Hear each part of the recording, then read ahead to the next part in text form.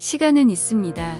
우리가 바쁘다고 해도 중요한 일을 할 시간은 분명 있습니다. 그리고 우리가 중요한 것에 초점을 맞출 때 주어진 시간 속에서 우리가 원하는 삶을 만들어 나갈 수 있습니다. 안녕하세요. 리마인드 라이프입니다. 오늘 함께 들으실 강연은 노라 벤더캠의 자유시간을 통제하는 방법인데요. 바쁜 현대인들이 입버릇처럼 하는 말이 바빠서 시간이 없어입니다. 하지만 이런 생각은 그저 핑계일 뿐이라고 이야기합니다. 그 일을 하려는 의지가 없을 뿐이지 절대 시간이 없어서가 아니라고 말합니다. 우리는 업무, 육아 등에 치여 매일 바쁜 시간들을 보내고 있습니다. 하지만 오늘부터 스스로에게 혹은 가족에게 중요한 우선순위의 일들을 정리하고 계획하여 하나씩 이뤄가는 날의 시작점이면 어떨까요? 그럼 시작하겠습니다. 사람들은 제가 시간 관리에 관한 책을 쓴다는 것을 알게 될 때 두 가지를 가정합니다. 첫 번째는 제가 항상 시간을 잘 지킨다는 것이고, 두 번째는 시간을 절약하는 방법에 대해 많은 팁과 요령을 가지고 있다는 것입니다. 하지만 저는 그렇지 않습니다. 시간 관리에 관한 강연에 지각한 적도 있었죠. 저는 가끔 잡지사로부터 취재 요청을 받습니다. 대개 하루 중 여분의 시간을 찾아내는 방법에 관한 것이죠. 이 방법은 일상적인 활동에 걸리는 시간을 조금씩 떼어내서 모두 더하는 것입니다. 그러면 하고 싶은 일에 쓸 수 있는 시간을 만들게 되는 것입니다. 좋아하는 프로그램을 녹화하여 광고를 빨리 넘길 수 있게 하는 것이죠. 이렇게 하면 30분마다 광고 시간 8분을 절약할 수 있습니다. 그러면 TV를 시청하는 2시간 동안 32분의 운동 시간을 찾아낼 수 있는 것입니다. 운동을 수 있는 32분을 찾아내는 또 다른 방법을 아시나요? TV를 하루에 2시간 보지 않는 거죠. 어쨌든 이 생각은 여기저기서 시간을 절약해 모두 더해서 결국 하고 싶은 모든 일을 하는 겁니다. 그러나 성공적인 사람들의 시간을 어떻게 사용하는지를 연구하고 그들의 스케줄을 시간대별로 들여다본 뒤 저는 이 생각이 완전히 거꾸로 되었다는 것을 알아냈습니다. 우리는 시간을 절약하여 원하는 삶을 만들어 나가는 것이 아닙니다. 우리가 원하는 삶을 만들어 나가고 그렇게 했을 때 시간은 저절로 절약되는 것이라고 저는 생각합니다. 최근 시간 일기 프로젝트라는 것을 했습니다. 굉장히 바쁜 여성들의 1000일간의 삶을 들여다본 것이죠. 그들은 꽤 어려운 일을 하고 있었고 때론 사업을 하기도 했습니다. 돌봐야 할 자녀나 부모님이 계시거나 지역사회 활동도 있었습니다. 정말 바쁜 사람들이었습니다. 그들에게 일주일간의 스케줄을 시간별로 기록하게 했습니다. 일하고 잠잔 시간을 합할 수 있었죠. 책을 쓰기 위해 그들의 전략에 관한 인터뷰를 했습니다.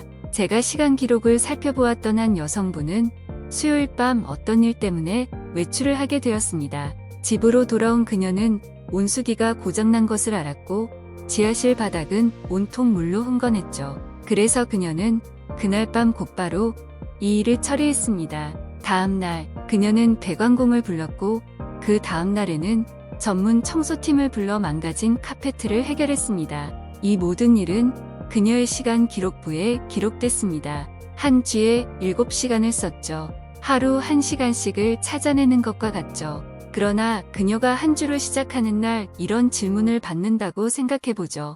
철인 3종 경기 연습을 위해 7시간을 내실 수 있나요? 7명의 가치 있는 사람들에게 멘토링할 7시간을 내실 수 있나요? 우리 대부분이 할 만한 대답을 그녀도 할 것이라고 확신합니다. 그것은 안 됩니다. 제가 얼마나 바쁜지 안 보이시나요? 그러나 그녀가 7시간을 찾아낼 수 있었던 이유는 지하실 바닥에 물이 흥건했기 때문이었습니다. 이런 사실들이 우리에게 보여주는 것은 시간은 굉장히 탄력적이라는 겁니다. 우리는 시간을 더 만들어 낼 수는 없지만 우리가 쓰려고 하는 곳에 맞추어 늘어납니다. 따라서 시간 관리의 비결은 우리의 우선순위들을 고장난 온수기와 동등하게 취급하는 것입니다. 이것을 이해하기 위해서 제가 인터뷰했던 분들 중 가장 바쁜 분의 표현을 빌리고 싶습니다. 그녀가 작은 사업을 운영하고 있고 12명이 고용되어 있었죠. 여가 시간에는 6명의 아이들을 돌봐야 했습니다. 그녀와 인터뷰를 하기 위해 연락을 했습니다. 어떻게 이 모든 일을 해낼 수 있었는지에 관한 인터뷰였죠. 그러나 그녀는 저와 얘기를 나눌 시간이 없었죠. 그 이유는 하이킹을 하러 밖으로 나갔기 때문입니다. 너무 아름다운 봄날의 아침이어서 그녀는 하이킹을 하고 싶어 했죠. 저는 이런 상황에 더 호기심이 생겼습니다. 마침내 그녀와 연락이 되었을 때 그녀는 이렇게 설명했습니다. 제가 하고 있는 모든 일, 사용하는 내 시간은 저의 선택이에요. 저는 무엇을 할 시간이 없어요라는 말 대신 그 일은 우선순위가 아니기 때문에 하지 않아요. 라고 했습니다. 맞아요. 생각해보시면 이것이 더 정확한 표현입니다.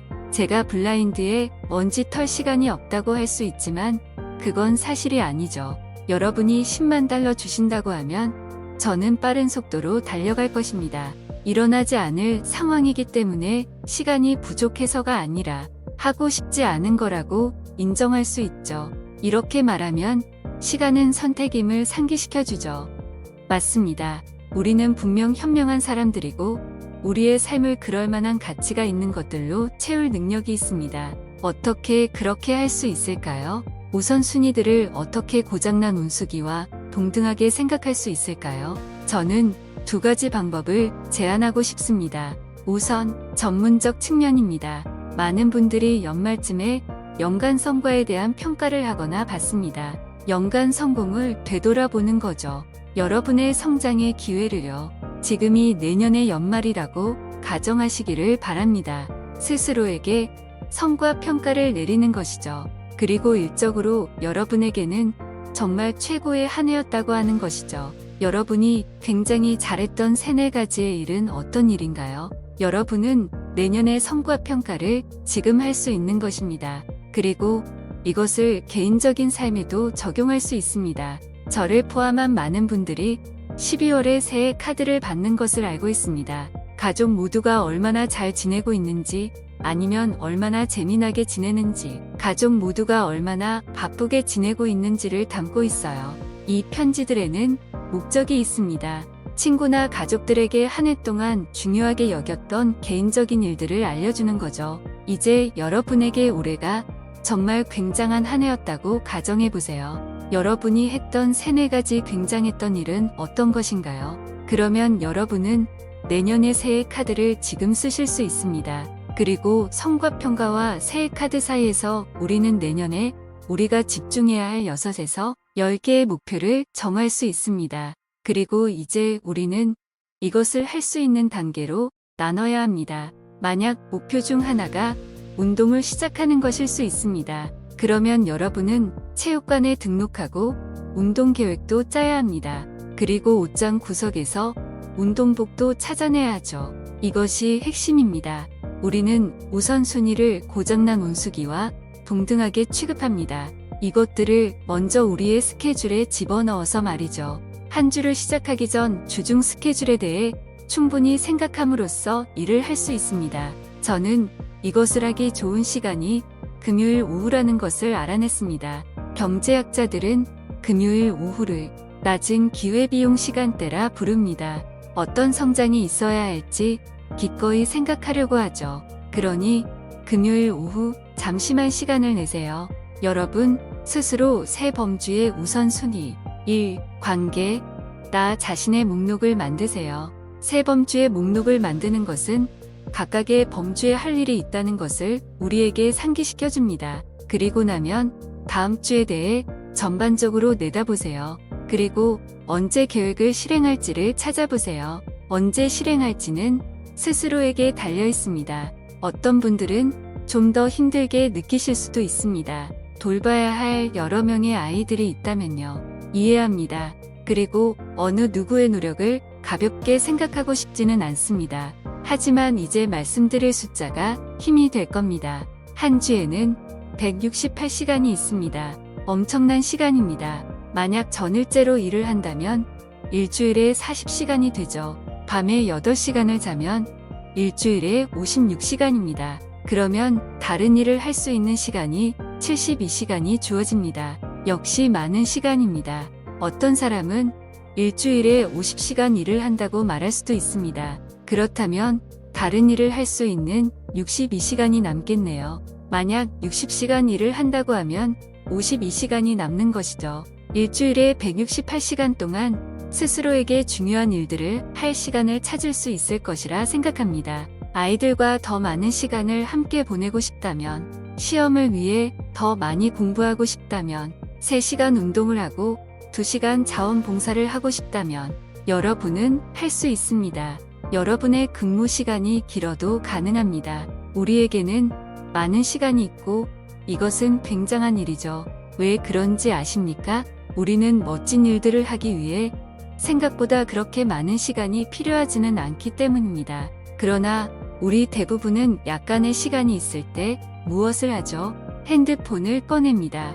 아니면 집안을 어슬렁거리거나 TV를 봅니다. 그러나 짧은 순간들은 큰 힘을 지니고 있습니다. 짧은 시간을 작은 기쁨을 위해 쓸 수 있습니다. 아니면 출근길 버스에서 책을 읽는데 쓸 수도 있습니다. 일 중간의 휴식 시간도 명상을 위해 쓸 수 있습니다. 여러분의 살인적인 업무 스케줄 때문에 가족 식사가 취소되었다면 가족 아침 식사도 훌륭한 대안이 될 수 있습니다. 누군가의 시간을 전체적으로 바라보고 해야 할 일들을 언제 하면 좋을지 생각하면 가능합니다. 시간은 있습니다. 우리가 바쁘다고 해도 중요한 일을 할 시간은 분명 있습니다. 그리고 우리가 중요한 것에 초점을 맞출 때 주어진 시간 속에서 우리가 원하는 삶을 만들어 나갈 수 있습니다. 감사합니다.